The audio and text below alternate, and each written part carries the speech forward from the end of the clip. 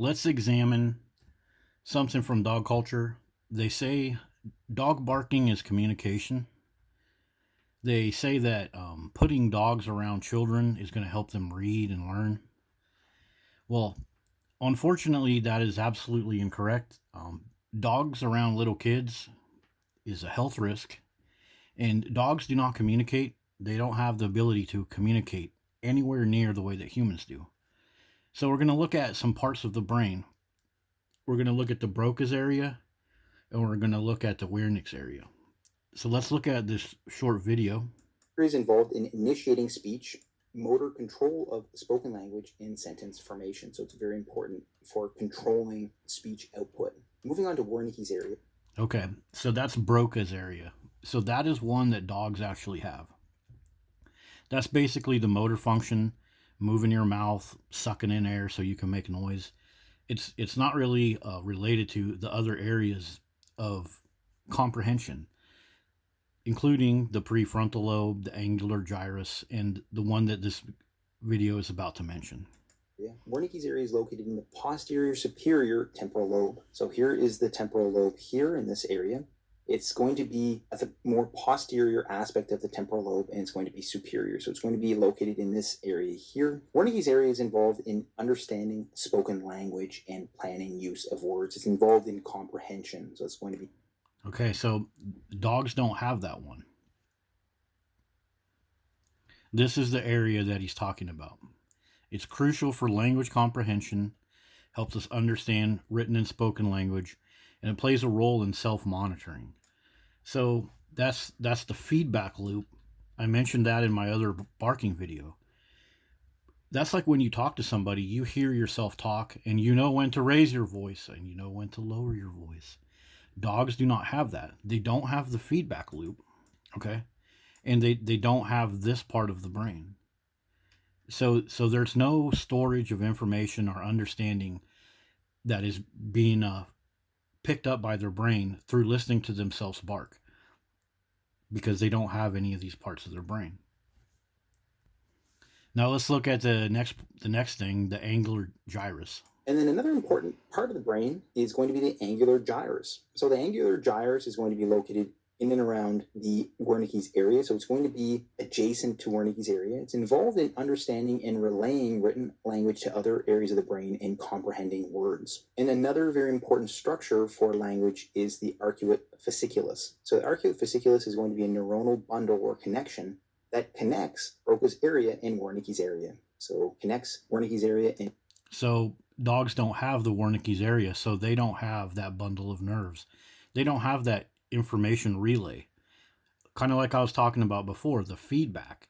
So this little drawing that he has up here, dogs don't have this. So the Broca area that is initiating barking, it doesn't receive that feedback. Like, hey, it's time to be quiet. Hey, you've already said what you need to say.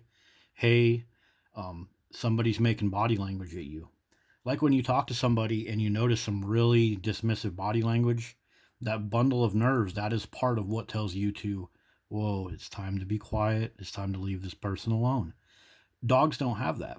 So when you look at barking and you think that it's communication, it's not. It's just that the Broca area just firing off and making them bark, because they don't have language.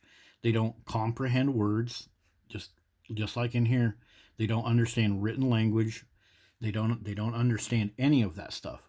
They mainly have the Broca area, the Wernicke area, the angular gyrus, and the Fasciculus, I believe it's called Arcuate Fasciculus. They don't have that either. So they have no understanding of what's going on. They have no proper communication. They don't have the parts of the brain, and we haven't even looked at the prefrontal lobe yet. In the description, I'll put the link to this one, but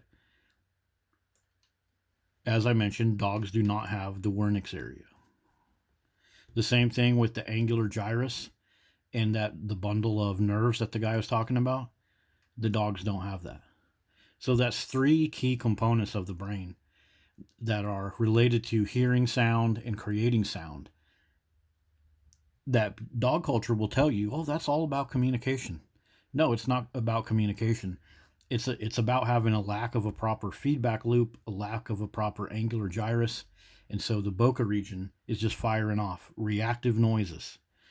Sure, the dog recognizes you opening a Doritos bag or a car driving by, but that's not connected to any understanding or any language or any sentence structure. So when somebody has damage to this area, the Wernicke's area, how do they act?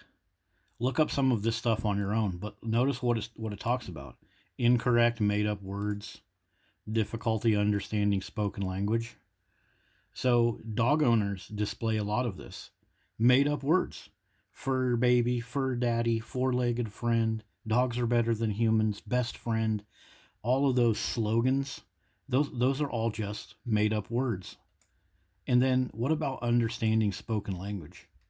When you talk to a dog owner about something simple, could be pet dander, could be the odor, it could be the noise pollution of barking, it could be maybe dog feces is dangerous to certain birds that are in protected areas, and you talk to a dog owner about that. They don't understand. They just get irritated. They have difficulty understanding any type of language that has to do with their dog. They might seem intelligent otherwise, but in another part of this, look, they don't realize their speech is confusing to others. My dog loves this type of food. My dog loves this baseball team. No, your dog doesn't. Your dog does not understand any of that stuff. Your dog has just been incentivized with treats to act a certain way. So yeah, damage to the Wernicke area, a lot of that is prevalent with dog owners. And so why is this topic even important? I mean, why don't we just have a society full of people with crappy language, Just let the humans freaking de-evolve. Well, here's the problem. Not having a language-rich environment hinders a child's language development. We've already proved this with the Kellogg experiment where they put an infant with a chimp and the infant developed terrible language skills. But now we're doing it with freaking dogs, you guys. No language-rich environment for these poor kids. We're putting them with dogs. This is what we're doing right now in our society. This right here, this is scientifically provable to be child neglect and child abuse. Putting your kid with a dog like this. Reading a book to a dog, having a therapy dog in a school, you're taking away a language-rich environment. You're putting your kid next to a creature that is missing the parts of the brain that can even comprehend and show gratitude for what this little girl is doing. And these dogs, given the chance, when their doggy Prozac wears off, they will bite this little girl. They will poop all over the floor. And so, yeah, this picture right here is all over our society. And it's easily to scientifically prove that this is child neglect. In fact, we've already proven it with the Kellogg experiment that I previously mentioned. And again, this is not something that I just made up. This is an ongoing issue. These speech problems with little kids. And look what they blame. They blame this pandemic. Well, what happened during the pandemic? They put people with dogs all day. They pushed the adoption of dogs. Dogs that were there with kids all day while their parents sat at home and worked and stuff.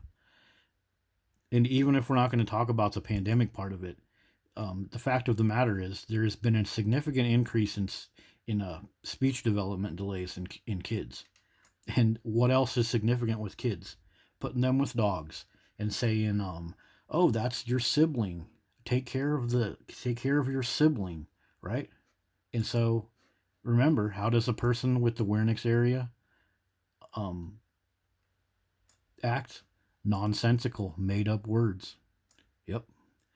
So that has been our look at dogs and why they simply cannot communicate. Barking is not communication. Barking is just reactive. It's all about the Broca area of the brain. The Wernicke's area, the angular gyrus, the Arcuate Fasciculus, and the prefrontal lobe are not even being used. And putting your kids next to these dogs where there is no language-rich environment is a mental health risk for them. See you guys later. Don't forget to like, subscribe, and share this. You're not going to find this analysis anywhere else.